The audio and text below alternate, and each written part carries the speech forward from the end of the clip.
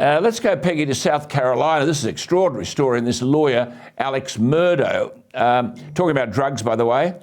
This fellow from an elite family of judges and lawyers in South Carolina, Alex Murdaugh, has been found guilty of murdering his wife with an assault rifle that the son used for hunting wild pigs on the family's property, and killed the son with a shotgun. The judge said, quote, "The evidence of guilt is overwhelming."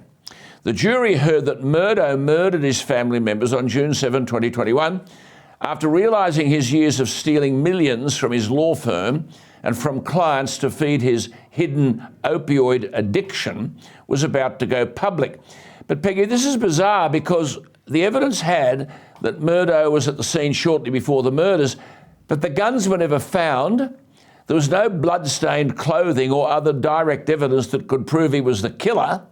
But according to the judge, he faces 30 years and a maximum of life imprisonment for each murder count. He denied killing his wife and son and described discovering their bodies at the dog kennels. Now, this is a very rich family, by the way, with a whole history of being the hoi polloi in the legal world.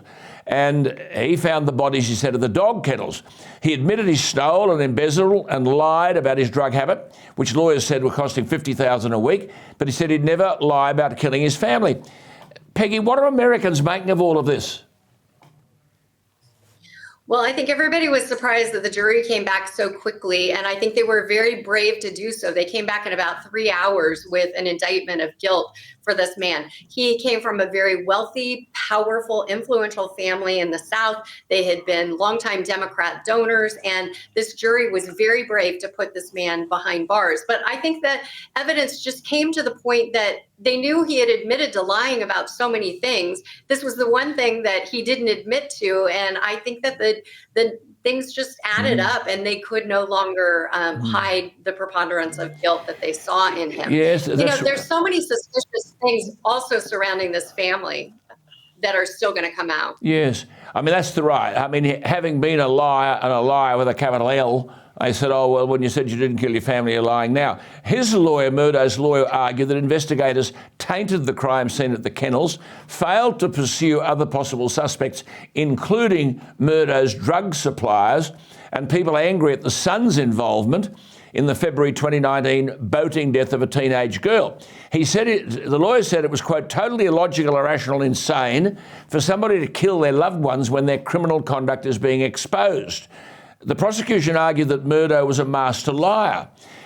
Peggy, this is a hell of a story, isn't it, about a landed gentry, basically, their passion for hunting ducks and deer and wild pigs and dozens of guns that the Murdaughs kept, decades of powerful influence over the legal system in South Carolina, all unravelling. Is this sort of reality TV stuff?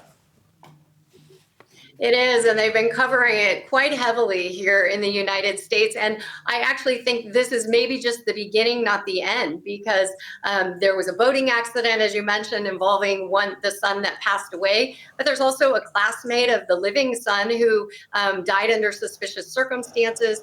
Their housekeeper actually died in their home not long after Alex Murdaugh had taken out a huge life insurance policy on her and kept the money.